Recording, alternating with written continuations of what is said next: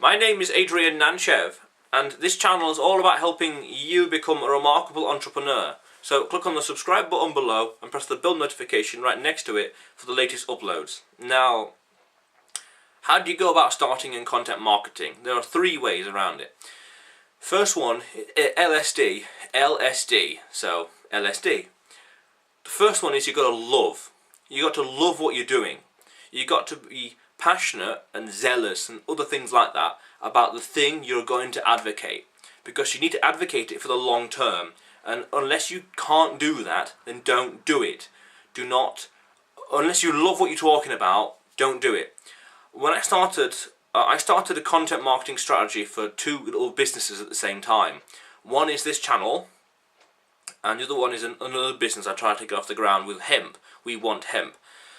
And my strategy with that is I will talk about hemp on cameras and put it on blogs and all the rest and share it with the world, but I couldn't talk about hemp at the drop of a hat as easily as I could have with entrepreneurship. And I could feel that between the two, one of them would give way, and it would be entrepreneurship with this channel. The hemp thing, I didn't care about it as much as this. And it's like, this one, entrepreneurship, this is going to go, obviously. And that business came to a halt recently. It's the mind, the drive is still there, but it's like, we can do it another time in the future maybe, or we'll do a different strategy next time. But the point is, you got to love what you're doing, because if you don't love what you're doing, you'll lose interest, you'll burn out.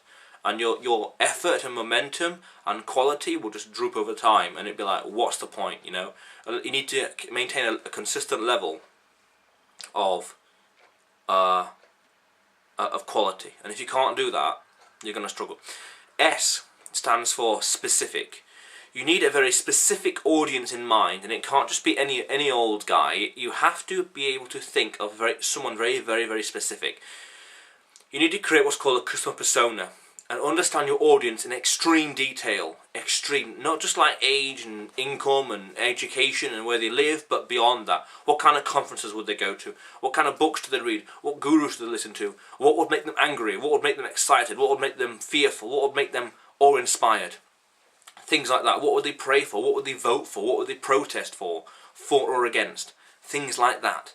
You have to understand them in extreme detail, and there's a few ways around this. Firstly, if you're starting off or whatever, you could use yourself and answer the questions as yourself as the target audience, the customer persona. That way you're attracting people that are just like you to your business, that in theory, if you will buy and consume your business and product, then so will they.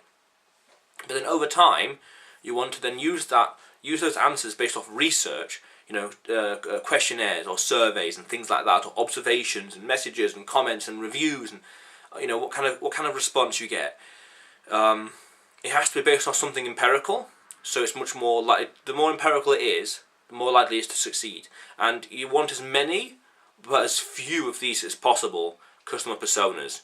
You don't want too many, but you want like 1, 2, or 3. I mean, like, of course, the more the merrier, but keep it close knit, especially when you start off. Keep it close knit. And if you go to www.nantchev.com/resources, nantchev.com, there's a link to download a customer persona I created. It has all these questions in a Word document, all these questions, and a few other things with regards to keyword research as well at the end of the document, which I will not discuss keyword research in this video. And lastly, D, LSD, D. You have got to implement certain tactics, certain strategies to increase the discoverability of your content. A classic one that I use is the VRINE model, the VRINE formula, VRINE. So the content has got to pass this benchmark: valuable, rare, inimitable, non-substitutional, and evergreen. Evergreen is probably the most important, so I'll cover it last. So valuable. Your content has got to deliver value no matter what it is. No matter what that promise is or what that value proposition may be, it's got to answer the question, got to solve a problem, got to reassure people, it's got to enlighten them, it's got to add value, it's got to be rare. It can't be something, or it shouldn't be something that everyone knows the answer to. Like, oh, how do I turn my TV on? Oh, well, you do this and this and that. And it's like, well, that's not very rare, is it? Maybe valuable, answers the question, But it's like, so what? He's telling me the same thing. So is he. So is he. There's hundreds of search results. Why should I come to you? Then we want to look at inimitable.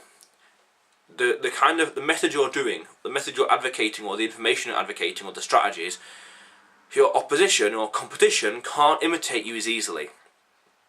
They can't just say the same thing because you've got a patented technology, or there's something that gives you a distinct advantage in the way you create your content or advocate it or promote it in the world. And N, non-substitutional. There can't be a substitute. There can't be something else someone can fall back on or use instead of you to get to the same result. Like, for example, turning on the TV, they can't use, they have to use, say, the British kind of plugs, the three-pronged one, rather than the American or the European with the two prongs and stuff like that. You know, there's no way around that. So if you're the only one selling those kind of prongs in the UK market, there's no alternative, for example. And E, evergreen. I think probably the most important because it ensures the longevity of it, and depending on other ones like valuable, that ensures it's how redundant or how relevant it is in the future. But evergreen is talking about how consistently searched, therefore discovered, is this topic, is this subject, the keywords around the content itself. So, for example, the search phrase "how to drive a car" will be consistently searched for throughout the year, consistently, whereas things like how to Christmas gift ideas might be not searched at all in July, or very little in July or August, but October, November and December it might go up here, but then afterwards it's going to drop down. It might be a lot higher, the mean might be higher, or the average might be higher as well, but this is much more consistent. So then I say, why not go on scale and create tons and tons of content that's evergreen? So you're just growing and stacking loads and loads of content that's evergreen. Because if you're going to get the traffic and the sales and the eyeballs and attention, then you might as well create loads and loads of evergreen content. But that's just my thought. So the question of the day to you is, how are you starting with content marketing? How are you getting started? Do you love what you're going to advocate? Do you have a specific audience in mind? The more specific it is as well, it means that the audience, the eyeballs, are automatically more qualified leads, which is very helpful. And discoverability. There's different strategies of being discovered out there. Not to mention picture superiority effect, Baker paradox. And there's also one I discovered recently, but it's not in the book, called, if I can pronounce it now, the zygommatic effect. Zygommatic effect. So some really, really cool, interesting ideas and concepts out there to help. And clickbait is very important. So yeah, and it's not evil. It's very, very useful, especially when done correctly and done for a good cause. So yeah, LSD, love specific discoverability. That's how you get started in content marketing. How cool is that?